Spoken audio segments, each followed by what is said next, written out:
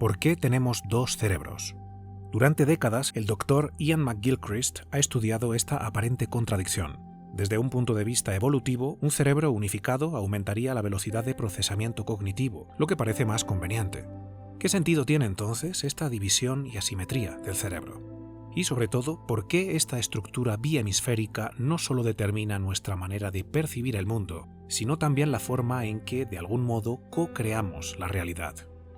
Con motivo de la reciente publicación en español de su fantástico libro El maestro y su emisario, recientemente tuve el honor de conversar con el doctor McGilchrist y profundizar en su fascinante trabajo, cuya idea central es la siguiente: el tipo de atención que prestamos altera el mundo. Somos, literalmente, socios en la creación. All the creatures that we've looked at that have brains, birds, reptiles, amphibians, even insects have different couple of ganglia, these things are divided. And they're also asymmetrical, which is interesting because after all, if they were just doing the same kind of thing and we just wanted more power, more volume, we could expand entirely symmetrically. But the brain has not grown symmetrically. It is very importantly asymmetrical. And if that asymmetry is lost, as it is in schizophrenia, or sometimes even reversed, then things go wrong. That is the ground of the condition known as schizophrenia. So brains are like that. Why? Why sacrifice computing power if you have to think in terms of computers? A metaphor I reject, but never mind, there we go. The answer is that all creatures have to solve a fundamental evolutionary problem, which is how to eat and stay alive, which doesn't sound difficult to us, but is historically, because every creature has to target something that it knows it wants. Whatever it is that it eats, it needs to target it, find it, be certain it's got it, and grab it quickly. And if it doesn't do that, it won't survive. And this goes not just for food, but it also goes for anything that the creature wants to manipulate the environment with. So the tendency of the left hemisphere is use, utility, manipulation of the world. But if that's the only attention that the creature is paying, then it won't survive because it won't see the predator and it won't see its own mate and kin that it has to be protecting. So it has two apparently incompatible things to do at the same time. One is to pay very, very highly focused attention to a detail so that it can grab it, and the other is to look out for everything else that's going on in the other 357-degree arc of attention. And that attention has to be quite the opposite. It's broad, it's sustained, it's vigilant. And the way this has been solved is that you need two loci of consciousness in the brain, each of which can pay attention in a quite different way to the world. Cada hemisferio tiene su propia manera de atender al mundo. El hemisferio izquierdo se especializa en una atención muy estrecha, que tiende al interés propio y la autopreservación. Este tipo de atención egoísta y cerrada es fundamental para escapar de nuestros depredadores y satisfacer nuestras necesidades primarias. Percibir el mundo como algo manipulable que sirve a mis fines, donde todo es genérico y superficial, sin ambigüedades ni matices, y donde la conexión emocional con el otro es innecesaria, nos permite actuar más rápido en situaciones de emergencia y garantizar nuestra supervivencia. Sin embargo, la mayoría del tiempo no existimos en protección, sino en relación y vínculo con el otro, y para ello necesitamos una atención abierta hacia afuera, generosa hacia lo que no es el yo, lo cual es tarea del hemisferio derecho, que presta la atención de forma más amplia para ver las cosas con perspectiva relacional y con un interés genuino por salir al encuentro del otro. El problema del mundo moderno, según McGilchrist, es que el emisario ha usurpado el lugar del maestro. El hemisferio izquierdo, con su modo de atención mecanicista, reduccionista, abstracto y utilitario, domina nuestra cultura. La ciencia positivista, la burocracia, la tecnocracia, el pensamiento lineal y cuantitativo reinan, mientras que nuestro lado maestro, que percibe la realidad de forma relacional, encarnada y auténticamente realista, es hoy considerado algo secundario. El resultado es una civilización que entiende cada vez más sobre las partes, pero menos sobre el todo, que puede describir los mecanismos de la vida, pero ha perdido contacto con su sentido. The left hemisphere has no time for the refined question, well, it might be this or it might be that, because it has to go, I've got to be, in English we say quick and dirty. I don't know, there must be an expression in Spanish. It means just go in there and get it, don't mind. I don't ask all those difficult questions. So the left hemisphere is very, very, very simple. It's simple-minded in a ridiculous way. And that's a problem, because I believe that our modern civilization in the West is dominated by this kind of thinking. But if instead you see the world as living and moving and always changing, always flowing, always contextually changing, because the context modifies things, and the left hemisphere sees so narrow, it takes things out of their context. It sees bits, just this bit, that bit, the other bit. And then it thinks that the only way to construct the world is for it to put the bits together in some way. But it was the kind of attention that broke the world up in the first place. And its attempt to put them together is a very poor remedy for the problem that it has created.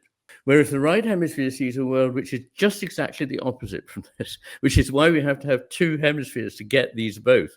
It sees a world where things are living, moving, changing, where they're interconnected. Everything is ultimately interconnected to everything else in the universe. Aunque la realidad existe independientemente de nosotros, no somos los creadores últimos del cosmos. El modo en que esa realidad se presenta en nuestra conciencia depende de la calidad de nuestra atención.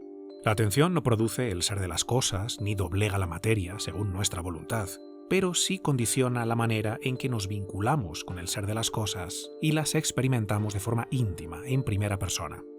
El mundo llama algo en nuestra atención y nuestra atención a su vez llama algo en el mundo. La relación entre la mente y el mundo se parece más a un diálogo o danza que a una transacción mecánica. Desafortunadamente, el hombre moderno ha idolatrado esa atención mecánica y algorítmica que nos permite manipular la realidad, pero nos impide abrazarla. It's about attention. And I didn't realize when I first started researching this how significant that was. But the philosopher in me realized that how we attend to something changes what it is we find. Depending on the quality and the nature of the attention in many respects that we pay, we find something different. So if I look at a human being with an absolutely cold, clinical, mechanical kind of eye, then I see something that is cold, clinical, and mechanical.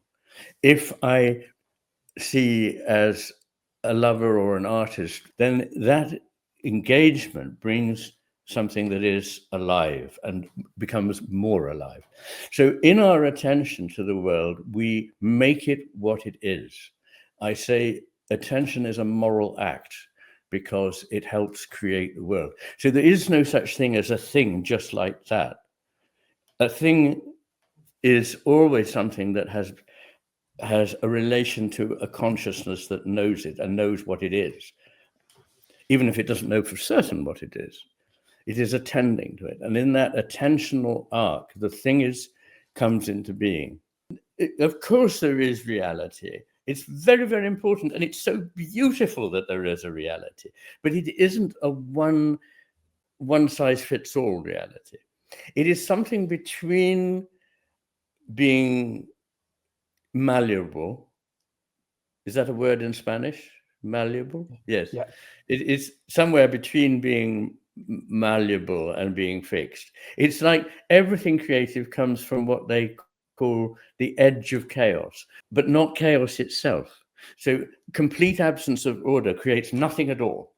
Rigid order creates nothing at all because it can't move and become anything. So everything is becoming. I am a process philosopher. I believe that everything is in process. It is becoming. It is not just being in a static way. We are becoming. The world is becoming. I should make very clear that when I use the terms left and right, I'm referring only to the hemispheres. And also, I'm not talking about the sides of the body, because the way things are, the right side of the body is under the control of the left hemisphere and the left under the control of the right. But this has nothing to do with politics. So people sometimes say to me, well, isn't the left in politics like the right hemisphere, or the right in politics like the left hemisphere? And my answer is emphatically no. So there are people on both extremes of politics who are very left hemisphere dominated. They're adamant that they are right. They see things in a rigid way. And there's just as many of them on the left as there are on the right. So it just, but there are also very right hemisphere subtle thinkers on left and right. And they're the people that you can have a conversation with, because they won't just go, oh, I can't talk to you because you think differently from me. How stupid is that? The only way we learn is by having conversations. Socrates, who was after all considered one of the wisest men that lived, Plato probably wasn't, because he wrote down what Socrates said. And Socrates said, you must never write down what I say, because philosophy can only happen in conversation. But he was so keen on the idea that truth only emerged from a conversation that he would just be despairing of us now. He'd think we were totally ridiculous. Indeed, we are totally ridiculous in the way we carry on these raging debates on the internet. I believe Heraclitus was probably the wisest Western philosopher that ever lived. And he said that they do not understand, he was talking about the ordinary way in which people think, they do not understand that a thing and its opposite and its contrary agree, that they come together and they create something powerful. Now, the examples he gives, he says it is like the opposition of the bow or the lyre. Now, you know, the bow and arrow. So the bow only has power to fire an arrow because it's being pulled in two directions at once. The force of opposition creates something completely new, that an arrow can be made to fly at right angles to the bow.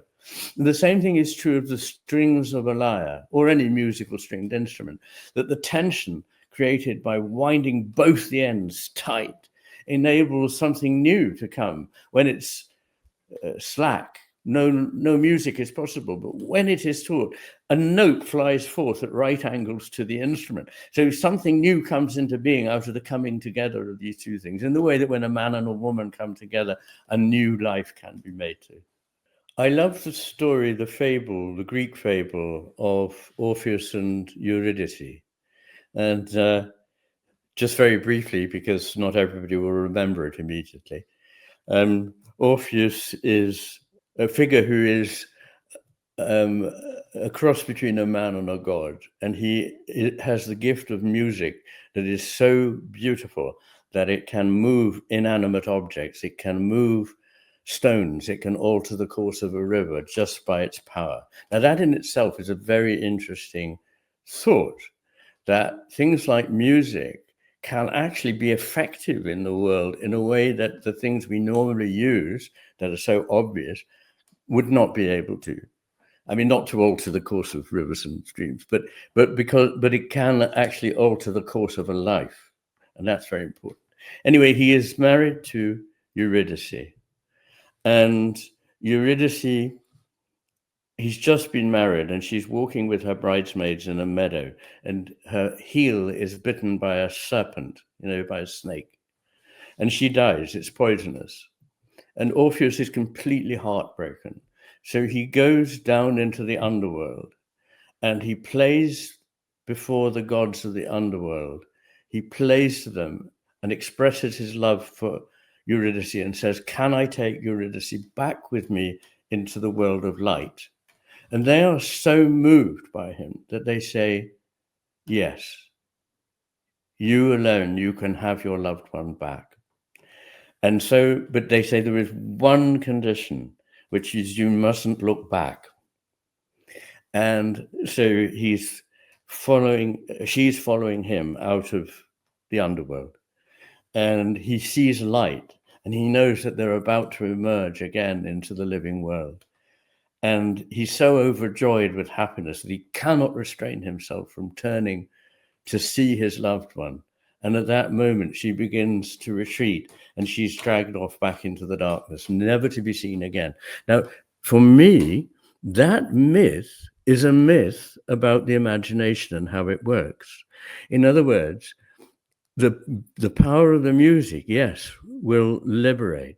But once you start looking at it full in the face and trying to pin it down and know it and, you know, have the left hemisphere thinks is the full knowledge of it, you will lose it because it will disappear. It's like a dream that when you try to pin it down, it disappears. And so I think that's exactly what's important here, is that imagination and intuition are not at war with reason and science. Hoy organizamos el mundo según la lógica del hemisferio izquierdo. Lo analizamos, lo fragmentamos, lo medimos, tal como haría una máquina. Pero los seres humanos no somos robots biológicos que se limitan a resolver tareas adaptativas o de supervivencia. También buscamos significado, belleza y trascendencia. Atesoramos el arte, el mito y el símbolo, la experiencia de vivir algo en carne propia, la resonancia emocional, la apreciación estética, el sentido espiritual. Son dimensiones de la realidad que solo pueden experimentarse en la presencia, algo que el hemisferio izquierdo no sabe habitar. Su función no es estar presente, sino representar. Y la palabra lo dice todo. Representar es volver a presentar algo que ya no está, reconstruirlo en la mente, pero ya no como una experiencia encarnada, sino como abstracción conceptual. El cerebro izquierdo fabrica una versión retrospectiva de la realidad, una copia sin vida. Cuanto más nos instalamos en esa representación, más lejos quedamos de la realidad misma. Dejamos de habitar la creación y nos limitamos a pensarla. The difference between the actual presence of something as it comes imaginatively before us and the representation, which literally means present again later when it's no longer actually present. So when you're in front of a landscape and it really strikes into your soul and you feel the sublimity of it, it is present to you. What happens is that through experience, we quickly go, oh, I see, it's a picturesque landscape. I've got a little category of those. I remember them. Yeah, there's another one. There's one on the Isle of Skye, and there's one in Guatemala, and there's one, you know, and these are they. And so everything is lumped together as a representation of something, when really the presence is what gives the meaning and the understanding. Now, in the world we're in today, we are replacing, as fast as we possibly can, the reality of real embodied experience with representations that are two-dimensional in time, two-dimensional in space, and two-dimensional emotionally. Frente a la mirada patológica de la cosmovisión materialista, el doctor Iain McGilchrist propone que el maestro vuelva a guiar al emisario, regresar a esa mirada encantada del mundo, que lo contempla como portador de un misterio digno de reverencia y participación armónica. Quiero expresar mi profundo agradecimiento al Dr. McGilchrist por su generosidad y su cercanía, y te invito a ti, que estás del otro lado, a leer su libro El maestro y su emisario, ya disponible en español, una lectura tan deleitable como necesaria para poner fin a la tiranía de la Matrix reduccionista y volver a habitar el mundo en cuerpo y alma.